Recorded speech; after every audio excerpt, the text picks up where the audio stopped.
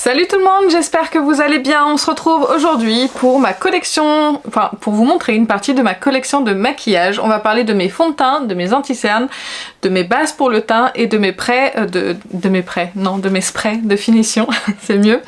Je vais commencer sans plus tarder, sinon la vidéo va être super longue. Je vais commencer par les sprays de finition parce que j'en ai que 3. Avant de commencer ce maquillage là, je voulais filmer, c'était un Get Ready With Me, nouveauté make-up ou un truc comme ça. N'hésitez pas à aller voir sur les vidéos du mois de juillet et vous trouverez donc ce maquillage là. On commence par les sprays de finition. Je vais vous parler du spray de chez Charlotte Tilbury, c'est le Airbrush Flawless Setting Spray. J'ai en grand format, donc le format classique existe en format voyage si jamais vous voulez le tester. L'odeur me dérangeait un petit peu au début, mais je trouve qu'ils font quand même super bien les matières entre elles. D'ailleurs j'ai oublié d'en mettre et je vais en mettre juste après. La seule chose c'est que le spray c'est pas le plus agréable. Je vais vous montrer la brume de Morphe juste après que j'ai, et je préfère largement le spray de celle-ci. C'est vraiment une brume vraiment très fine, très rafraîchissante, et pareil je trouve qu'elle fond encore mieux les matières que la Charlotte Tilbury. Donc si j'en avais vraiment une à vous recommander, ce serait la Morphe, elle est vraiment géniale. Celle-ci quand elle sera finie, je la rachèterai pas, je rachèterai plutôt la Morphe. Et ma dernière brume, c'est la Iconic London, la Prep Set Glow que j'ai en original, parce que je crois qu'il y a une teinte un petit peu plus foncée. En fait quand vous la remuez, il y a des nacres dedans. Quand vous en appliquez sur votre teint, bah, vous avez des nacres qui viennent se déposer, et il y a quand même quelques paillettes dedans. Moi je l'ai remarqué sur mon teint, quand je l'applique il y a des paillettes qui viennent s'ajouter à mon teint. Donc c'est une brume que j'aime beaucoup, que j'utilise pas au quotidien, ça dépend de ce que je recherche comme finition en termes de maquillage, mais c'est une très très bonne brume. Ensuite en termes de base pour le teint, j'ai deux bases de chez ELF. J'ai la Poreless Putty Primer, donc ça, celle-ci c'est celle qui floute les pores, qui est un peu une dupe je crois dans le genre de la Tatcha. Et vous avez aussi la Luminous Putty Primer. Alors autant celle-ci effectivement elle va lisser un petit peu le grain de peau quand je l'applique, mais celle-ci en termes de lumière je la trouve pas exceptionnelle, et il faudrait que je les utilise parce qu'elle commence un petit peu je pense à sécher et à se rétracter en fait dans le boîtier. Donc celle-ci il faudrait que je les utilise, mais c'est vrai que j'ai pas tellement envie parce que c'est pas des bases que j'aime énormément, qui font un effet de dingue sur moi, donc c'est vrai que je les ai, c'est des petits prix, mais c'est pas des bases que je vais forcément vous recommander. Ensuite une base que je n'ai pas testée, il s'agit de la Make Up Forever Hydra Booster Step Primer. Donc ça c'est, je crois que c'est les nouvelles, parce qu'ils les ont refaites il me semble, et il me semble que ça c'est la nouvelle formule. Je l'ai pas encore utilisée donc je sais pas du tout ce que j'en pense encore, mais selon Laetitia des Coquetteries Laetitia, elle apporte vraiment une bonne hydratation. Ensuite en termes de base, c'est une base slash highlighter, mais je le mets directement ici. C'est le Hollywood Flawless Filter de Charlotte Tilbury que j'ai en teinte numéro 2. Vous pouvez vous en servir comme base, comme highlighter, ça dépend de ce que vous aimez. Très bonne base lumineuse que j'aime vraiment beaucoup, et j'aime beaucoup aussi en tant qu'highlighter. C'est vraiment un très très beau produit que je vous recommande. Il a énormément de succès, mais je comprends pourquoi, ce produit est génial. En termes de base, j'espère ne pas en oublier, mais j'en ai pas énormément. J'ai la base de teint Lumière CC Serum Brightening en teinte Sunny Flash, qui c'est une miniature de By Terry, et je sais pas exactement ce que j'en pense, je l'ai pas beaucoup appliqué parce que c'est vraiment beaucoup trop foncé pour moi. Donc ça en général je l'applique pour foncer un fond de teint. Par exemple j'ai le fond de teint de Fenty qui est trop clair, je vais appliquer ça avant et après je pourrais appliquer celui-ci, mais je sais pas exactement ce que j'en pense, que c'est pas à ma teinte de peau et je sais pas vraiment les effets que ça peut apporter, donc là celui-ci j'ai pas vraiment d'avis. Ensuite j'ai deux bases dans le même genre, j'ai la Farsali Liquid Glass Radiance. Celle-ci elle est presque terminée, quand j'aurai terminé je la rachèterai pas parce que honnêtement je lui ai retrouvé une remplaçante qui est bien mieux selon moi. C'est la Hygiene Skin Glass de Natasha Denona, c'est un sérum primer énergisant et hydratant. Il coûte cher celui-ci, ça c'est certain. Celle-ci elle coûtait aussi 49 € pour combien il y avait de millilitres là-dedans? Je crois qu'il y en avait 30 par contre. Oui là il y a 30 millilitres, là il y a 20 millilitres, il coûte le même prix mais là il y en a moins en quantité. Mais en termes de rendu, celle-ci va me lisser un petit peu plus le teint quand je vais mettre un fond de teint par-dessus. La lumière va être beaucoup plus jolie avec celui-ci et j'ai la peau beaucoup plus confortable, hydratée et nourrie avec le Natasha Denona qu'avec le Farsali. Donc le Farsali une fois que ce sera terminé je vais pas le racheter, celui-ci par contre je l'adore. On va passer maintenant au correcteur pour les cernes, j'en ai 4. J'ai le Fenty Beauty, c'est plutôt un enlumineur en fait si vous voulez plutôt qu'un correcteur celui-ci. C'est le Bright Fix en teinte Seashell 03, illuminateur contour des yeux. Le problème c'est que les produits trop lumineux sur mon contour des yeux va tendance à avoir marqué mes ridules et mes rides et donc va mettre l'accent un petit peu sur celle-ci. Donc je l'utilise pas vraiment comme ça, je peux l'utiliser pour mélanger un fond de teint, pour éclaircir un fond de teint parce que c'est un petit peu trop clair pour moi. Enfin, voilà, je le garde pour cette fonction là. Si je le mélange à un fond de teint, les 10 ml ça durera pas très longtemps. Je peux peut-être aussi l'utiliser en base de teint, mais c'est vraiment très lumineux et ça correspond pas du coup à mon contour des yeux. C'est bien dommage parce que j'aime bien avoir le regard bien lumineux, etc. Mais ce genre de produit là, finalement, c'est pas ce qui me convient. En termes de correcteur de couleur, j'ai celui de chez NARS. C'est le Radiant Creamy Color Corrector que j'ai en teinte light. Il a eu beaucoup de succès celui-ci. Le problème que j'ai, c'est qu'il est très liquide et il a du mal du coup à sécher sur mon contour des yeux. Et avant de sécher, bah, finalement, il file dans les plis. Donc c'est vrai que c'est un petit peu dommage. Il faudrait que je l'utilise. Il n'y a pas énormément de quantité dedans. Il y a 6... Ah non. Si, il y a 6 ml, donc il faudrait que je l'utilise, mais pour le moment ma priorité c'est d'utiliser le Charlotte Tilbury, donc ça c'est le Magic Corrector Concealer, quelque chose comme ça que j'ai en teinte numéro 1. Celui-ci il y a un pan dedans, c'est une texture un petit peu plus crémeuse et ce que j'apprécie en fait c'est qu'il va mieux se fixer sur mon contour des yeux que le NARS, mais comme il est assez vieux, il faut que je l'utilise rapidement. Et un qui est encore un petit peu plus vieux, c'est le Boeing Concealer, Brightening Concealer de chez Benefit que j'ai en teinte numéro 2. Et celui-ci, il est un petit peu vieux, faudrait que je le réutilise pour voir, mais c'est vrai qu'il est très crémeux, c'est pareil, il a tendance à filer un petit peu dans mes plis, donc il faudrait que je le réutilise, mais par contre il a une très bonne pigmentation et il corrige vraiment très bien. Donc il faudrait que je le réutilise celui-ci, je vais le ressortir, hop. Je vais le ressortir avec le Charlotte Tilbury, je vais les mettre devant, comme ça je vais pouvoir me refaire un avis sur le Benefit et savoir si je le garde ou pas. C'était tout pour mes correcteurs. On va passer maintenant à mes anti-cernes. J'en ai quand même quelques-uns. Alors deux anti-cernes qui sont à peu près pareils selon moi, c'est le Lancôme, le teint Idol Ultra Wear de chez Lancôme, le All Over Concealer qui a fait tant parler de lui, que j'ai en teinte numéro 250 ou 025, et le NYX Bear With Me Concealer Serum. Je pense qu'ils sont pas mauvais, mais c'est des anti-cernes qui sont trop hydratants pour mon contour des yeux. Alors c'est rare de dire ça, mais le problème c'est que s'ils sont très hydratants, ils ont du mal à se fixer. Du coup ils vont filer dans mes plis. Alors celui-ci il est plus couvrant que le NYX selon moi, mais je ne peux pas les faire fonctionner sur mon contour des yeux. Alors ce que je fais c'est que je l'applique en fond de teint, et je l'ai déjà essayé le Lancôme en fond de teint, ça fonctionne franchement très bien. Et le NYX je pense aussi, donc voilà. Comme c'est des produits qui sont pas vieux, je mets pas l'accent sur eux pour pouvoir les terminer rapidement. J'ai des fonds de teint à terminer bien avant ces produits-là. Mais si jamais vous avez des anti-cernes qui vous conviennent pas, peut-être que ça peut vous convenir pour le teint. Parce que moi pour le teint j'aime bien les produits hydratants, mais pour le contour des yeux j'aime bien les textures un petit peu plus sèches qui vont venir du coup sécher plus vite. Dans le même genre aussi j'ai deux anti-cernes, j'ai le Bye Bye Under Eyes de It Cosmetics que j'ai en teinte numéro 13.0 Light Natural. Celui-ci faudrait que je le rachète en une teinte un petit peu au-dessus, un demi-ton ou un ton au-dessus pour que je puisse avoir que ça soit pas trop clair pour mon contour des yeux.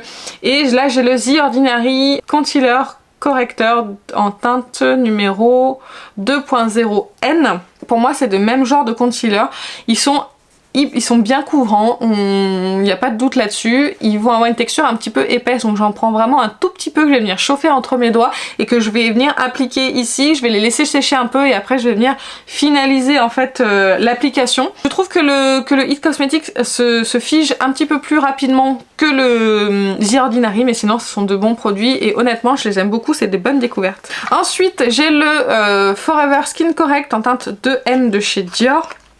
Celui-ci je l'ai acheté récemment, j'ai encore l'emballage. Quand j'ai toujours le packaging, c'est que je suis pas sûre et certaine de garder le produit, je vais peut-être le revendre. Je l'ai déjà utilisé deux fois au moment où vous verrez cette vidéo. Peut-être que je l'aurais déjà revendu et que j'aurais pris ma décision. De toute façon, si vous êtes abonné à ma chaîne et que vous suivez mes vidéos, vous savez que j'ai un Vinted que c'est Oren le Nôtre et que je mets directement en vente. Donc n'hésitez pas à vous abonner à mon Vinted pour voir les ventes directement.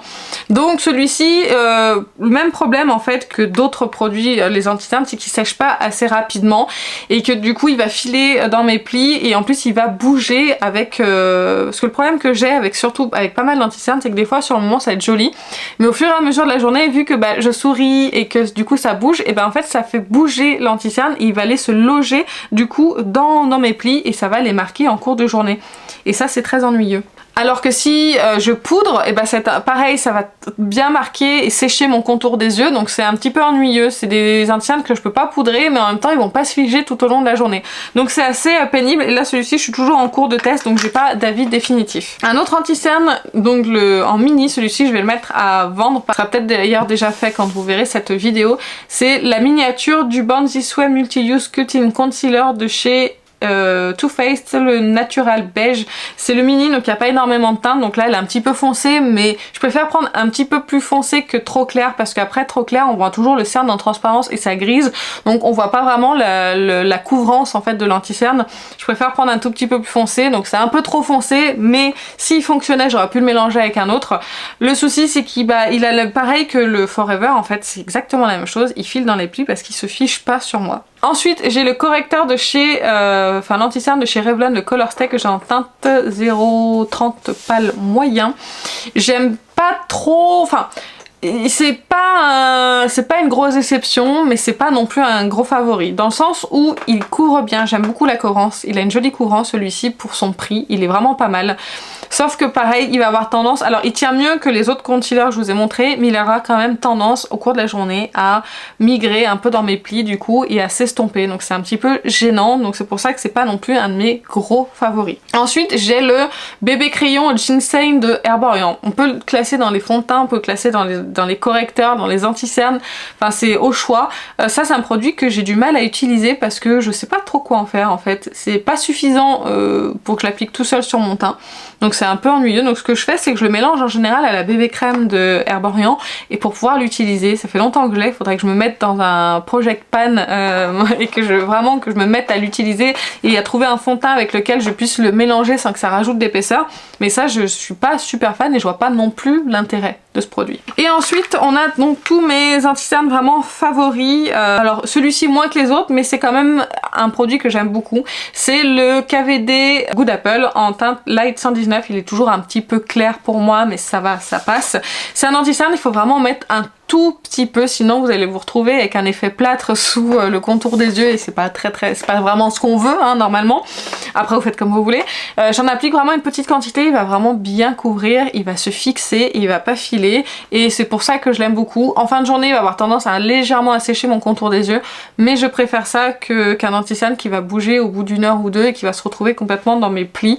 Donc dans celui-ci pour moi c'est un bon anti-cerne. Et mes trois derniers anti-cernes les plus, ceux que je préfère.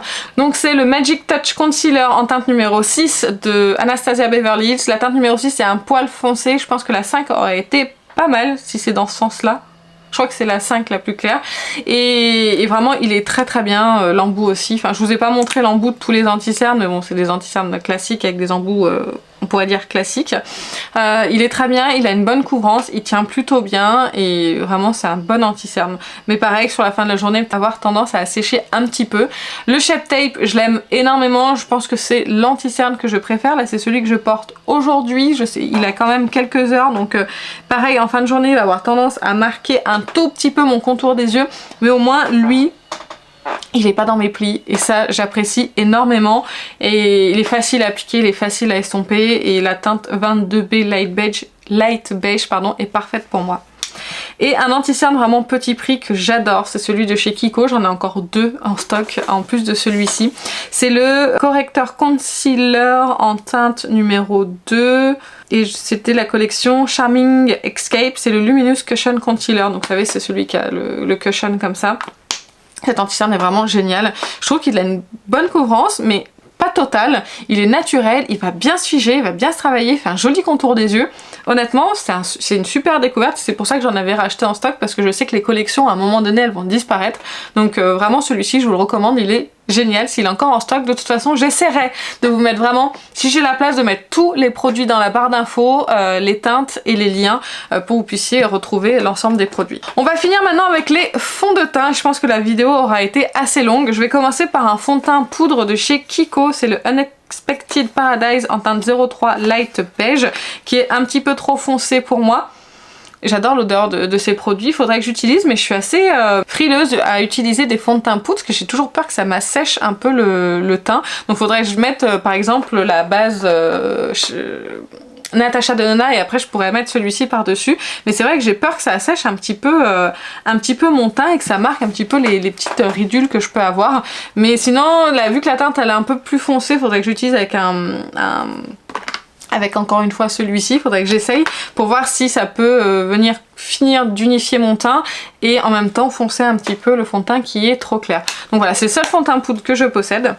Ensuite j'ai des bébés crèmes CC crème. Je vais avoir les deux bébés crèmes de Herborian.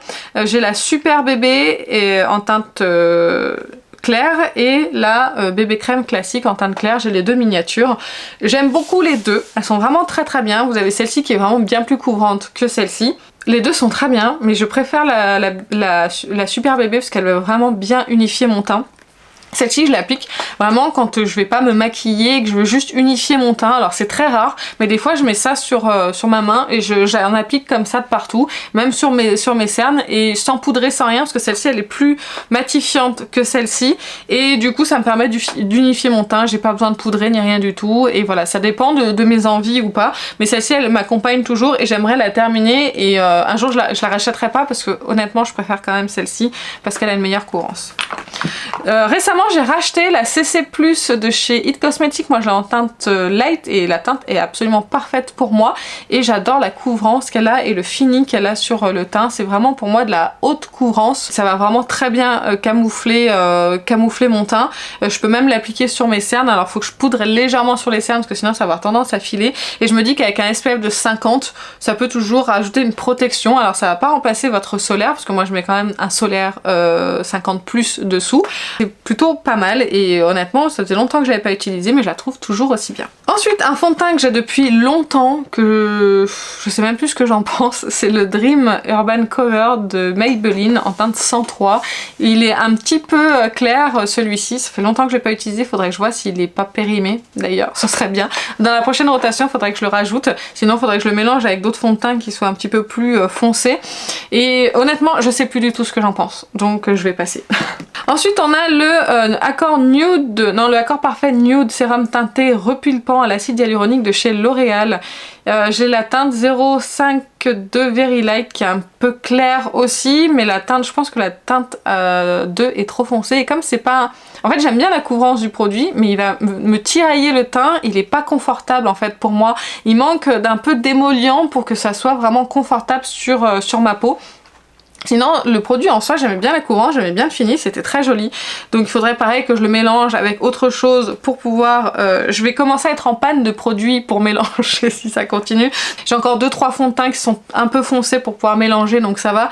Donc ça voilà, je le réutiliserai mais comme c'est un produit qui est récent, je préfère utiliser mes produits plus vieux et ensuite celui-ci je le ressortirai. Ensuite j'ai le Serum Foundation de chez The Ordinary en teinte 2.0 N. J'adore ce fond de teint sérum, il est vraiment hyper fluide hein, comme son nom l'indique, comme c'est un sérum. Il a une très bonne couvrance, il a un très joli fini et je l'aime vraiment beaucoup.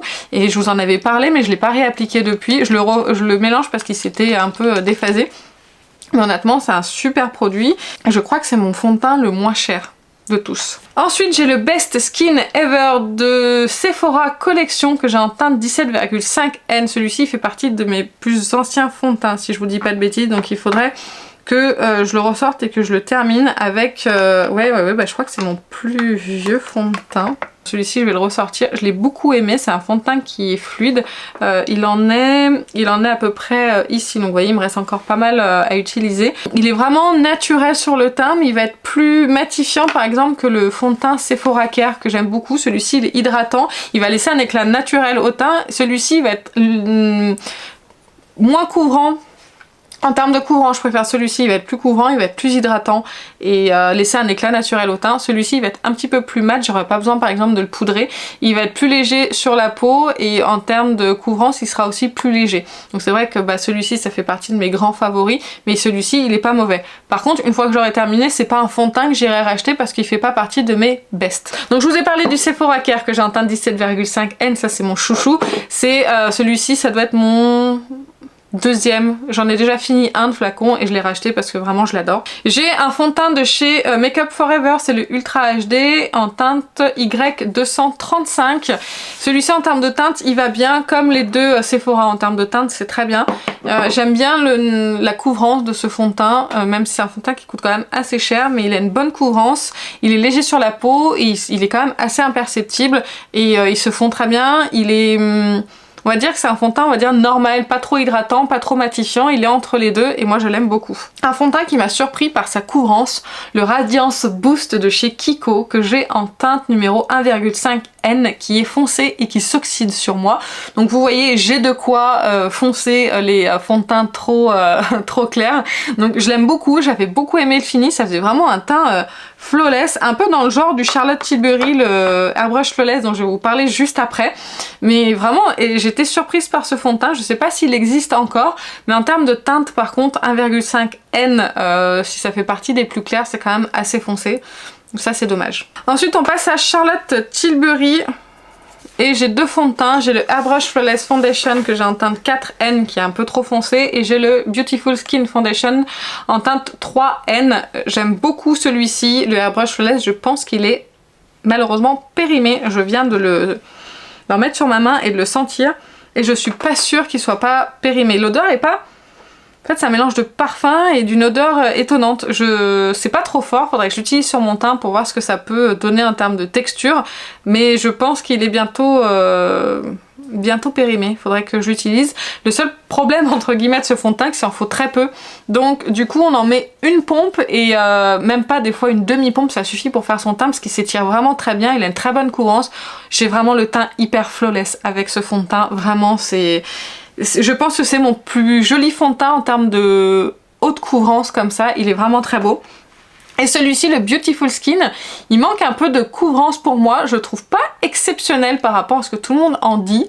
Je sais pas, j'aime pas trop le fini qu'il a sur mon teint, mais bon, voilà, il faudrait quand même que je l'utilise et que je vois ce que ça donne en été, parce que je pense qu'en hiver, il a tendance à marquer un petit peu mes zones de sécheresse, alors qu'il faudrait que je le réutilise là en été, mais bon, il fait pas partie de ma rotation, et comme c'est un fond de teint qui est très récent, j'ai pas prévu d'utiliser tout de suite, puisqu'il est pas sur le point de se périmer. Ensuite, j'ai le BK Teint Illuminateur, le Light Shifter. Alors je sais pas si c'est une base, je sais pas si c'est un fond de teint, je sais pas si c'est un highlighter.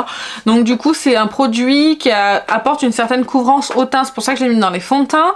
Et il est trop foncé pour moi, donc du coup je vais le mélanger avec les fonds de teint qui sont trop clairs, comme ça je vais me faire voilà, des petites tambouilles comme ça, et où je vais pouvoir avoir les fonds de teint à la bonne teinte et pouvoir les terminer. Je l'ai jamais utilisé seul parce que c'était trop foncé, donc je sais pas ce que j'en pense, mais apparemment c'est un bon produit de ce que j'ai pu entendre. Ensuite, un de mes grands chouchous, le Dior Backstage que j'ai en teinte 1,5N. Je crois que j'en suis à la moitié à peu près. C'est mon deuxième flacon de celui-ci. Quand je veux un fond de teint qui va unifier mon teint, qui va être naturel, que je vais pas avoir forcément envie de poudrer mon teint, et ben celui-ci il est parfait. Je trouve qu'il va aller à plusieurs types de peaux, que ce soit des peaux mixtes à grasses, que ce soit les peaux normales, les peaux extra sèches je suis pas sûre, mais les peaux sèches avec une base hydratante ça peut le faire. Mais franchement je trouve que c'est un excellent fond de teint et je trouve qu'il est très bien réussi. Vous avez quand même 50 ml pour une quarantaine d'euros. C'est pas donné, mais il faut faire attention parce que comme c'est un 50 ml, moi j'en mets beaucoup plus qu'un fond de teint normal, donc c'est vrai qu'il va me durer à peu près le même temps qu'un 30 ml, mais en termes, si on regarde juste la contenance prix, il est pas mauvais et franchement, j'ai rarement entendu du mal de ce produit, je sais même pas si j'en ai déjà entendu. Ensuite, un fond de teint que j'ai depuis très peu de temps, c'est le Forever Matte en teinte 1,5N, c'est ma teinte chez Dior. Je l'aime beaucoup, je préfère celui-ci au glow, parce que le glow il va avoir tendance à marquer en fait la texture de ma peau, parce que je pense qu'il est trop glow, et du coup c'est pas très joli, alors que celui-ci pas du tout, il a même tendance à lisser le teint, et je vous ai dit avec la base de Natasha Denona, le combo parfait, je vais avoir un teint qui va être bien lisse, qui va être bien fondu, qui va être super naturel, qui va être joli mais avec une belle couvrance. Vraiment ce fond de teint c'est une très belle découverte. Ensuite le fond de teint de chez Fenty Beauty, enfin c'est fluide teinté effet flouté en teinte numéro 3 qui est un peu trop clair, mais je suis bientôt à la fin de ce fond de teint, je suis ravie. Là je fais en sorte de le terminer, je le mets quasiment tous les jours pour vraiment le finir. Je veux que fin août il soit terminé, normalement fin juillet il devrait être terminé même, hein, parce que je pense que j'en suis vraiment à la fin, et je le garde peut-être en bas pour vraiment utiliser le produit jusqu'au bout. Là en ce moment je le combine au Titoutane pour le foncer un petit peu, ou avec d'autres produits où je le mélange à d'autres fonds de teint, y compris le Benefit, le Hello Happy en teinte numéro 3 parce que celui-ci est trop foncé. Mais je n'aime pas ce produit, je le rachèterai pas une fois terminé parce qu'il n'a pas d'effet flouteur sur mon teint comme l'indique la description, et j'aime pas sa couvrance qui reste un peu trop légère. Par contre il a une excellente tenue, pour ça il est bon. Et donc je vous disais que j'avais le Hello Happy de Benefit en teinte numéro 3. Si vous cherchez un fond de teint vraiment qui va flouter les imperfections, qui va être léger sur la peau, moi je le trouve vraiment excellent, sauf que ma teinte c'est la 2. Et la 2, il y avait quelque chose qui me manquait, et je me suis dit peut-être que la 3 elle pourrait aller, mais en fait entre la 2 et la 3 il y a énormément de différence en termes de teinte, il est beaucoup plus foncé, et donc du coup je le garde. C'est un excellent produit, hein. Je l'aime beaucoup, mais je le garde pour foncer d'autres fonds de teint parce que je sais que la texture est bonne et que le produit est bon, donc il va pas altérer, il va pas rendre mauvais d'autres fonds de teint. J'ai également en fond de teint le fond de teint de KVD Beauty, le Good Apple pardon, en Light 012. J'adore ce produit, ce fond de teint, il est vraiment génial.